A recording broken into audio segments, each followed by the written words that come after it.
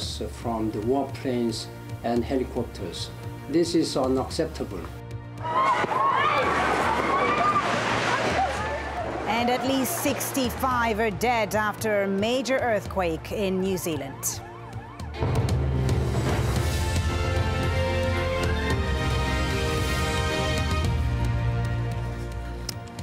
Well, the future of Libya appears to be on a knife edge. Fighter jets have been bombarding the capital, Tripoli, reportedly on the orders of leader Muammar Gaddafi. And we're now getting reports that Benghazi's airport runways have been destroyed. High-level diplomats are now deserting the Gaddafi regime, intensifying calls for international action. Lawrence Lee has the latest. The latest appearance on Libyan television by Muammar Gaddafi was designed to shake off rumours that he'd fled, though it had a weirdly comic touch to it. He said he was in Tripoli, though he could have been on a film set of Singing in the Rain for all anybody else knows. It might be amusing if it wasn't so serious on the ground. Gaddafi's a man who's always been proud of his armed forces. But even if the rumours are true that he's lost sections of the army, it's also alleged that his air force has fired from warplanes on protesters. Allahu Akbar! Allahu Akbar! Here there's the crackle of gunfire, but also clearly heavy crumps which sound very much like artillery shells. The government denies it, but 2 Air Force colonels apparently defected to Malta on being told they had to kill their own people from the air. It was enough to make even the head of the United Nations say the Libyan leader's actions are shocking. Libyan authorities have been firing at demonstrators from the warplanes and helicopters. This is unacceptable. This must stop immediately. From the streets, the internet video continues to seep out, defying the media ban by the Libyan government. As usual, all these images do is suggest chaos in Benghazi or Tripoli, with images of terrible injury, but no clear sense of which way this uprising is going. There are also pictures of pro-Gaddafi demonstrations, but because of the media ban, it's also impossible to say whether these are real or staged. The Arab League meets on Tuesday. What all this does to Gaddafi's reputation with them, or his friend Silvio Berlusconi in Rome, is unclear, but it really doesn't look good. I feel a big sympathy for the Libyan people. We don't accept using the force in this way or any way against the people or against any nation from their governments. More web video has come out which claims to show for the first time black African mercenaries in Tripoli. Once again, it's denied by the government, but multiple sources in Libya all say it's true. As the outside world continues to work out what it might want to do about all this, the Libyan government continues to unravel in the face of the violence against its own people. The latest to resign, the Libyan ambassador to India. I resigned when they were using the fire guns and using the foreigners to kill the Libyans. And this information, I got it from eyewitnesses, from my people, my neighbors. He must have some friends left in his government and on the streets, but even a man as self-possessed as Gaddafi must realise he's running the risk of turning into a pariah. Lawrence Lee, Al Jazeera. Well, earlier my colleague Sohail Rahman spoke to Mariam El Omani, a protester in Tripoli. She described to him what had been happening in the city.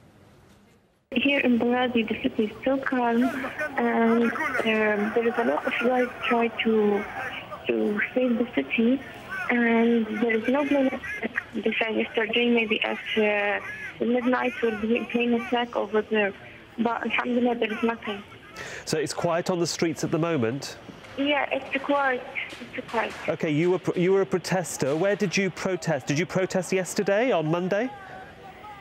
Yes, protest from the first day. Where did you protest? Because a lot of the kids, I'm a doctor, by the way. I'm a medical student in the first year now. I was in the Jala hospital. In the hospital? You can't imagine what happened. So, you can't imagine what happened over there. A lot of the dead people, a lot of the injured people. Some people injured, maybe they can't walk again if they live now.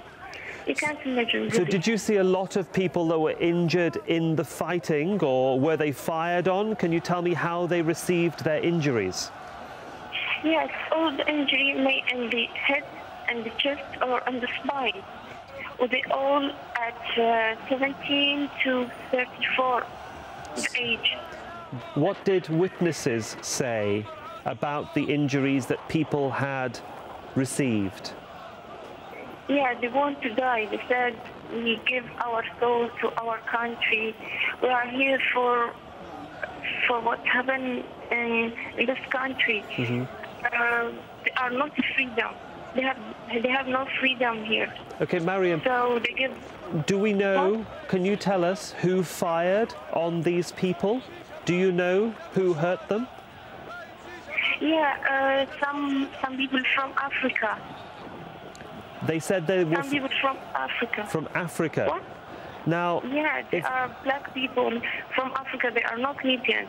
Mostly, at the first, there were some Libyan people try to kill them or try to shoot them, but at least the Libyan people said, no, we are not gonna continue that. Then the African people tried to call this policeman from here. They killed them. About 41 from the police killed by this African, and then they shoot the people. Well, Western leaders have been pretty strident in their criticism of Libya. Let's now speak to Lord David Owen, a member of the House of Lords in the UK and a former British Foreign Secretary.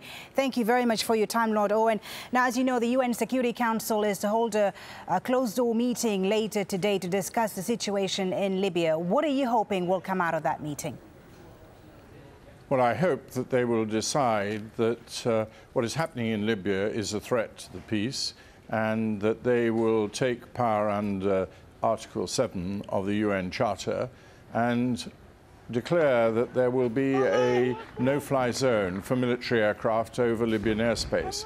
Now, we can't intervene everywhere in the world, and we can't intervene on the ground, but we do have the capacity with many NATO countries with the aircraft within range of Libya to enforce a no-fly zone, and it's quite unacceptable for us to sit back and watch the Libyan Air Force shooting at demonstrators in the streets. And I think that this is a threshold which the UN has got to establish. There will be no acceptance of the Libyan Air Force firing on peaceful citizens and demonstrators in that country. So you believe that international intervention in Libya is highly unlikely then? Because as you know, as you just said rightly yourself, you know, many people say that strong words really is as far as the international community can go because it has little leverage on the Gaddafi regime. Can anyone really take action against Muammar Gaddafi? I'm saying quite the opposite. I think that military intervention in the form of a no-fly zone is conceivable and ought to be done and is the morally correct course. Now, as I say, what I'm saying is you can't do it all over the world. But in this particular case, we have sophisticated aircraft.